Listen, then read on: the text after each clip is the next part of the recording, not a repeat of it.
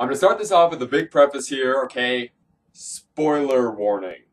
Seriously, all up in here. So, yeah, just a heads up. Okay, now that that's out of the way, Asylum of the Daleks! Yes, Doctor Who is back with the first episode of Season 7, or Series 7 for you Brits. And was it good? Yeah, it was fun, it was cool and stuff, but I do have some problems with it. I know it's like, oh, you're not supposed to bring logic into Doctor Who and stuff, and it's supposed to just be a fun sci-fi romp. But I have to just kind of delve into some of these issues I have here because, hey, I think it makes for good discussion. Yeah, it's fun. It's part of the Doctor Who experience for me. I'm a fan, so I like to pick apart the canon here. And with this one, there is a lot to pick. Okay, so we start off here. The Doctor is investigating a distress signal that called him to Skaro. And Skaro's all fucked up. It's a post-Time War, so it's just like big, rusty, acidic mess. Shit's fucked. But the first thing I have to bring up here is, wasn't Skaro entirely destroyed in the 7th Doctor's story, Remembrance of the Daleks? And I'm not just talking like busted up, I'm talking like full-on obliteration by a supernova. So what the fuck is going on here? Is this like Skaro 2? Did the Daleks build a new Skaro? So that was weird. But anyway, yeah. The Doctor meets this lady who apparently called him. Except she's not really a lady, she's a Dalek in human disguise, and out of her head pops the little eye stalk, and she like teleports the Doctor away to meet the Dalek Parliament. Now I have the problem with this whole like Dalek disguisey thing, because, well, now every time I see a Dalek episode, and there's a new human companion, I'm just gonna be thinking the whole time, that bitch is a Dalek. Don't you trust that bitch, Doctor? Don't you trust him, bro? And that's not even touching on the fact that, like, Daleks utterly despise anything having to do with humans. So, like, they wouldn't even really want to do this human disguise plan thing anyway. That's why the Cult of Skaro was such a big deal. It was like they were some crazy secret fringe organization of the Daleks. Dalek Sec, man. Dalek Sec. But anyway, then we see Rory and Amy get like the same teleported treatment on Earth. But not before we see that Amy and Rory are getting a divorce. Which, why is this necessary? Like, what the fuck? This isn't random. And they have an explanation for it, but it's stupid, and I'll get to that soon enough. But yeah, Rory's being a hipster, and Amy's being a bitch, and it's weird, and it's annoying, and whatever. But now they're back with the Doctor, and they're surrounded by Daleks. But these Daleks have a surprise, because they don't want to just kill the Doctor. That's not why they brought him here. No, they need his help. And right away when I saw this, I was like, yes! It's one of these episodes, the ones that like challenge the Doctor's devotion to helping people and saving lives and stuff, even if they do happen to be his most hated and feared enemies. But unfortunately, they just like never really do anything with that. It's never even brought up, and that's a damn shame. So anyway, the Daleks have this problem with this planet that they use to like basically throw away all the fucked up and just like ruined experiments that they have, and like all the crazy Daleks that just don't really work quite right. But they can't just kill them because of their little like religious thing about how hatred is beautiful to them, and these crazy Daleks with this like extreme level of rage and hate is just like sacred. Which leads to a really cool moment when the Doctor is like disgusted by this, to which the Dalek leader says, well, maybe that's why we haven't ever been able to destroy you. Pretty awesome little bit there, and I always like those dark character moments. So the problem with this Asylum planet is that a human ship, of course it's a human ship, has slipped through the planet's force field, which is imprisoning the Daleks there, and kind of like ruptured it, so maybe there's a chance that some like crazy Daleks will slip out there. And mad Daleks on the loose would just be bad news for like everybody in the universe, naturally. So the Parliament wants to destroy the planet, but there's still the force field there, keeping them from just like bombing the hell out of it. Which makes me think, so they can't just kill the Daleks, but then when it's super serious, then they could just like blow them all straight to hell. Seems like you could have just kind of saved yourself a lot of trouble if you just like done them in on the get-go. But whatever, the Daleks beam Rory, Amy, and the Doctor down to the planet's surface, where they get into all kinds of fun shenanigans. Like Rory being separated from the rest of the group, and Amy being susceptible to this nanogen thing that will like turn her into a Dalek human disguisey puppet doodle.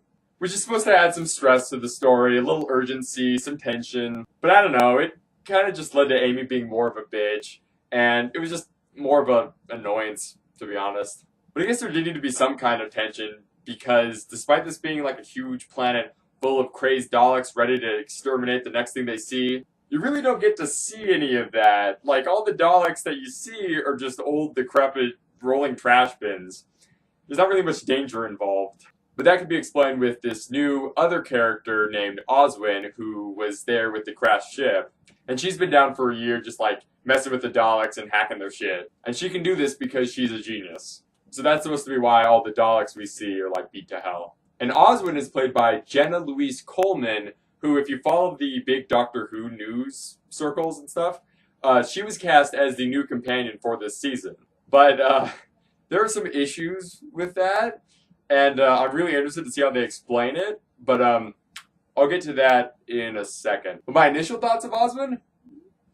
She's pretty cool. It's kind of a fine line you gotta walk here with genius companions in Doctor Who. It's cool to have a companion that can, like, keep up with the Doctor, but you don't want them just, like, constantly shoving the fact that they're a genius in your face. The Doctor's the big head on campus. He's the brains of the operation here. And you don't just want some other clever companion running around here being annoying and stuff. That's not good. That's one of the big reasons that I so despise River's song. But for Osmond, I thought it was well done, at least for now. So yeah, fun adventures are had. Amy's being a bitch because the Nanogen is like messing with her head and turning her into a Dalek, big old ball of rage thing. Rory's still acting all buffoonish, which is really starting to bother me now, considering his extensive history. And Amy reveals that the reason that they're getting a divorce is because she can't have kids now following the events of A Good Man Goes to War. And that Rory's always wanted to have kids, and Amy's doing it for him, and blah blah blah. Amy's life is so goddamn hard, and this shit is just out of nowhere, and it bothers me, and I don't even care. But they patch it up near the end, and, you know, conflict resolved, done and done, whatever.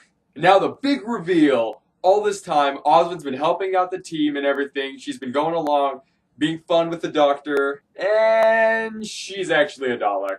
But all this time, I was thinking, she's a fucking Dalek. I know she's supposed to be a companion, but dude, she's gotta be a Dalek now. She's gotta transform. It's gotta be it. It's crazy. But I think it's true. Because that's always what I'm going to be thinking now. But I will admit that the way they do it, I didn't really predict that. Like, she actually is a Dalek. Her full body is a Dalek now.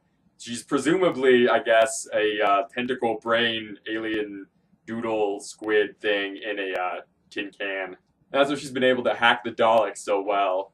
She's like connected into their big neural shared information network. But she's still got her humanity. She's a crazed Dalek, but her insanity has manifested in like creating this other reality where she's still human and she's been fighting the Daleks in her ship this whole time. When the Doctor finally meets her though, and this is revealed, he kind of acts like a dick to her. He calls her a monster and he's all angry, which is very Ninth Doctor of him, and I gotta admit, I always do like it when they harken back to those good old days. But he antagonizes her, and then when she freaks out and starts going all exterminating, he's like surprised. Like, dude, what the fuck did you think was gonna happen? But she doesn't succumb, she ends up holding on to her humanity, and she hacks the force field, brings it down, lets the Doctor and the team escape through a teleporter, and then, like, they blow the whole planet up, and it's all good. So Osmond sacrifices herself. But it's weird that the Doctor would even let her do that. He's all about saving good people, and Osmond was still very good. She'd held on to her humanity. She still has feelings other than anger and hate, which is apparent when she's, like, crying about, you know, actually being a Dalek and all. But I guess the Doc still draws the line on Daleks, apparently.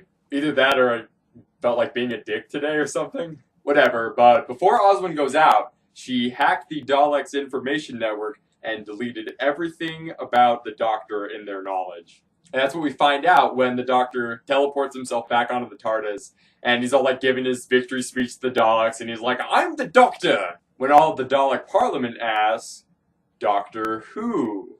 And I can understand why some fans might be bothered by this, but personally, I think it's pretty cool. For the longest time here, I've wanted the Doctor to go back to 0, which is basically what he did at the end of Series 6. Everybody like thought he was dead and stuff, and so that helped him. He had gotten too big. Time to go undercover, go covert.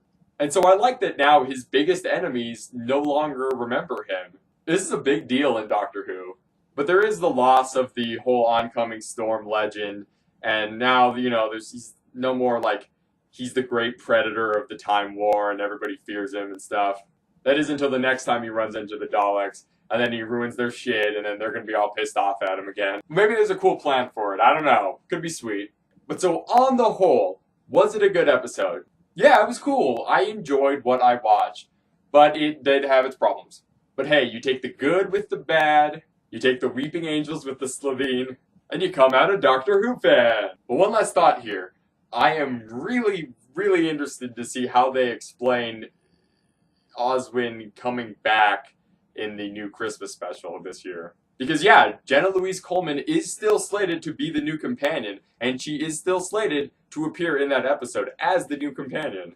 And there are undoubtedly like tons of theories online right now, and some of which you might already be thinking in your head. And I don't have time to go over them because that would take forever. But at least I will say that I am very intrigued to see what Moffat comes up with. Alright, so I'm going to be doing this with probably like every episode of this season. I think it'll be fun. I want to. So yeah, stay tuned for more. Until then, stay absolutely fantastic, Whovians.